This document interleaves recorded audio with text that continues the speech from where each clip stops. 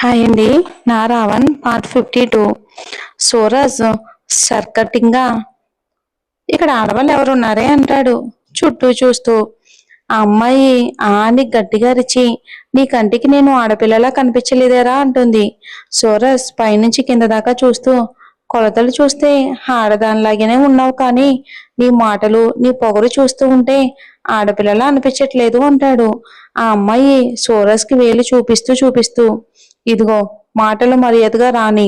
సరే, అయ్యిందేదో అయిపోయింది. నాకు సారీ చెప్పి కొత్త కారు కొనిపించు. ఈ కారు నువ్వు మీ ఇంటికి తీసుకుని వెళ్తావో సెకండ్ హ్యాండ్కి అమ్ముకుంటావో నీ ఇష్టం అంటుంది. వీళ్ళిద్దరూ బైపాస్ రోడ్డు మీద ఒక పక్కగా ఉన్నారు కాబట్టి సరిపోయింది. అదే సెంటర్లో ఈ గొడవ జరిగి ఉంటే ఇప్పటికీ 10 కిలోమీటర్లు వెహికల్స్ ఆగేవి. సూరజ్ ఆ అమ్మాయి నుంచి దూరం జరిగి, నువ్వు చెప్పింది కరెక్టే. 100 సార్లు నాకు సారీ చెప్పి కొత్త కారు కొనిపించి ఈ కారు నువ్వు ఇంటికి తీసుకుని వెళ్ళు అని రివర్స్ లోనే వెళ్తాడు సూరజ్. ఆ అమ్మాయి, హే నీకేమైనా మంటలా? నా కారుకి డాష్ ఇచ్చి డ్యామేజ్ చేసింది నువ్వు, రివర్స్ లో నన్ను కారు కొనివ్వంటున్నావేంటి అని గయ్యమంటుంది ఆ అమ్మాయి సూరజ్ మీద. ఇచ్చాను, నాదే తప్పు. మర్యాదగా కార్ రిపేర్ చేపించి సారీ చెప్దామని అనుకున్నాను, కానీ నీ పొగరు చూసి ఇదంతా చెయ్యాలి అనుకోవడం లేదు. ఇంకా నన్ను రా అన్నందుకు 100 సార్లు సారీ చెప్పు. కమాన్ క్విక్, నాకు టైం లేదు. అవతల నా కోసం నా ఫ్రెండ్స్ వెయిటింగ్ అంటాడు సూరజ్. ఆ అమ్మాయి చాలా కోపంగా, హలో, ఇక్కడ జాహ్నవి. జాను, నేను నీకు సారీ చెప్పడం ఏంటి? నేను అస్సలు చెప్పను అంటుంది యాటిట్యూడ్ గా జాను. సూరజ్ జానుని మళ్ళీ ఆమె రెక్క గట్టిగా పట్టుకుని తన మీదకి మళ్ళీ లాక్కుని కోపంగా, నువ్వు హద్దు లేకుండా నోరు వదిలినందుకు మర్యాదగా నాకు సారీ చెప్పు అంటాడు సీరియస్ గా. సూరజ్ చూపులకి ఇక జాను భయపడి, సరే సారీ అంటుంది. ఆమె చేతిని గట్టిగా ఒత్తుతూ, సరిగ్గా మర్యాదగా చెప్పు అంటాడు. అబ్బండోడా, నా చెయ్యి నొప్పిగా ఉంది. సరే సారీ అంటుంది ఈసారి మనస్ఫూర్తిగానే జాను. ఇంకా అర్జెంటుగా నా కళ్ళ ముందు నుంచి వెళ్ళిపో, లేదంటే నేనేం చేస్తానో నాకే తెలీదు అంటాడు సూరజ్ కోపంగా. సారీ చెప్తే ఎక్కువ చేస్తున్నావేంటి? మరి నా కారు పరిస్థితి ఏంటి? చూడు ఎంతగా డ్యామేజ్ అయ్యిందో. ఈ కారు తీసుకుని 1 మంత్ కూడా కాలేదు. ఇలా డ్యామేజ్ అయిన కారు మా మమ్మీ చూస్తే నా వీపు పగలగొడుతుంది. వద్దు అంటే కారు కొనుక్కుని ఇలా డ్యామేజ్ చేసుకుని వచ్చావా అని.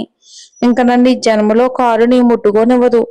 నాకు తెలీదు, నాకు కొత్త కారు కొనిపించు మర్యాదగా అంటుంది. సూరజ్ చేతులు కట్టుకుని, కొనిపించకపోతే అని అంటాడు కోపంగా. జాను కూడా ఎక్కడా తగ్గకుండా, ఏ నీకంత సీన్ లేదా కారు కొనిపించడానికి? అసలు నువ్వు డ్రైవ్ చేస్తున్న కారు నీదేనా, లేకపోతే ఎక్కడి నుంచైనా కొట్టుకుని వచ్చావా అంటుంది. కారులో దొంగతనం చేయటానికి నాకేం పని? హా, నేనెవరినో తెలుసా? అయినా నీలాంటి వాళ్ళకి నేనెవరో చెప్పుకుని నా ఇమేజ్ ని డ్యామేజ్ చేసుకోలేను. నీకు కారే కదా కావాల్సింది, అడ్రస్ చెప్పు, సాయంత్రం కల్లా నీ ఇంటి ముందు సేమ్ ఇలాంటి కారు ఉంటుంది అంటాడు సూరజ్. జాను, నేను నీ కంటికి ఎలా కనిపిస్తున్నాను? వెర్రి వెంగళంలా కనిపిస్తున్నానా ఏంటి? నన్ను నీ కారులో తీసుకుని వెళ్ళి సేమ్ ఇలాంటి కారే కొనిపించు, అప్పుడు నీ దారిన నువ్వు వెళ్ళు అంటుంది జాను. అసలు నీ కారు డ్యామేజ్ కూడా చేయించను, కొత్త కారు కూడా కొనిపించను. ఏం చేసుకుంటావో చేసుకో పో అంటాడు కోపంగా సూరజ్. జాను, నాకు తెలుసు నువ్వు ఆ కారు ఓనర్వి కాదు, డ్రైవర్ గడివి, అందుకే ఈ సోది మాటలన్నీ చెప్తున్నావు కదా అంటుంది జాను. సూరజ్, పిట్ట మొహం దానా, ఎక్కువ మాట్లాడితే మూతుపళ్ళు రాళ్ళు కొడతాను. ఈ కార్ నాదేనే, ఎవరో కారు నాది అని చెప్పుకోవాల్సిన కర్మ నాకేంటి అంటాడు సూరజ్.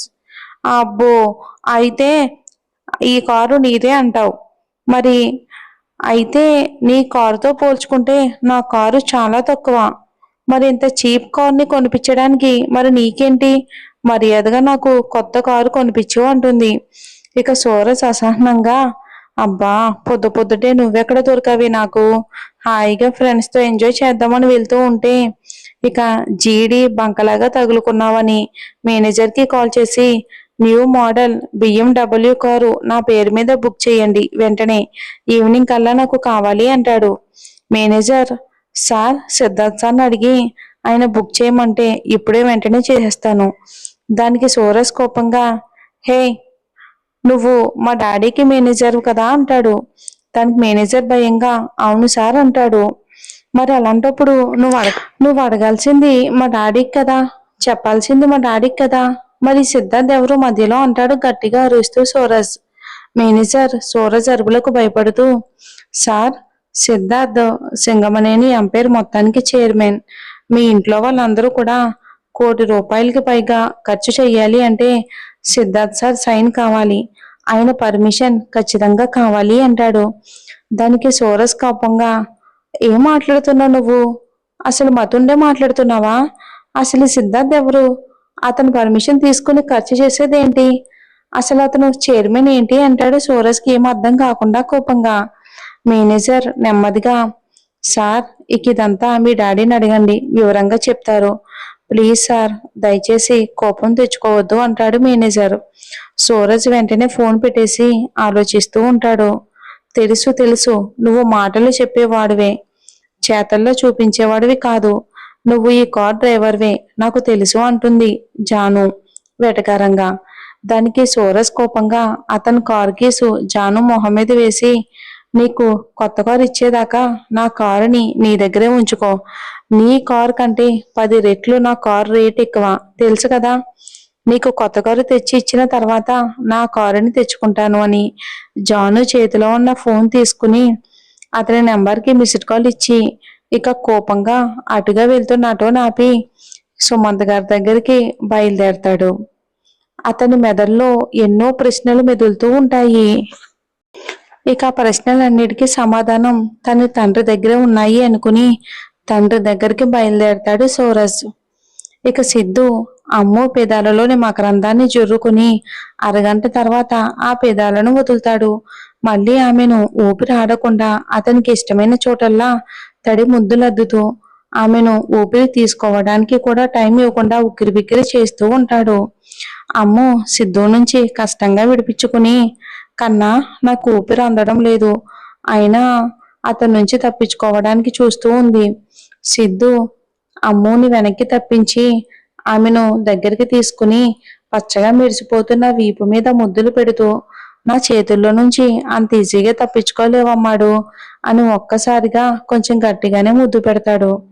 అమ్ము అని అరిచి, విలన్, కహీకేకి ఇంత మొరటుగా బిహేవ్ చేయకు అంటుంది గట్టిగా.